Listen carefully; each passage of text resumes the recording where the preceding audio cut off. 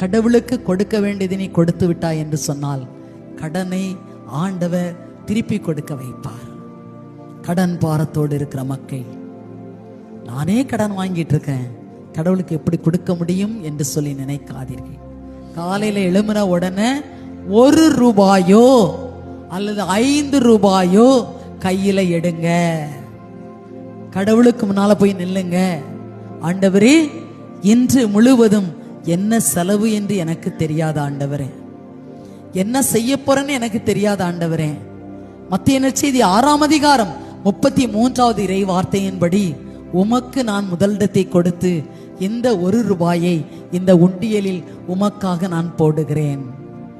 நீர் எனக்கான யாவற்றையும் பார்த்து கொள்ளும் என்று சொல்லி காலையிலேயே நீங்க போட்டுருங்க.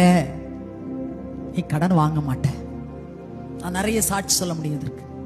சேலத்துல இருந்து எனக்கு ஒரு ஃபாதர் ஃபோன் பண்ணார். எனக்கு ஒரு அம்மா ஒரு பக்கெட் நிறைய சில்லறையை கொண்டு வந்து சொன்னாங்க, காலையில் இந்த எடுத்து போட்டு அதை வருஷ கடைசியில் நீங்கள் ஃபாதர்கிட்ட கொடுங்க, இல்லைன்னா ஒரு முதியோர் இல்லத்துலேயோ அனாதை இல்லத்துக்கோ கொடுக்க சொன்னாங்க. அதனால நான் இதை கொண்டு வந்து கொடுத்தேன் ஃபாதர். ஆனால் நான் இதை எடுத்து போட்டு 3வது மாதம் அவர்களுக்கு 90 லட்சம் கடன் இருந்தது. 90 லட்சம் கடன் இருந்தது. நான் அதை செய்தேன் ஃபாதர். 3 மாதத்திற்கு பிறகு என் கணவருக்கு திடீரென்று ஒரு விசா வந்தது. வெளிநாட்டிற்கு சென்றார்.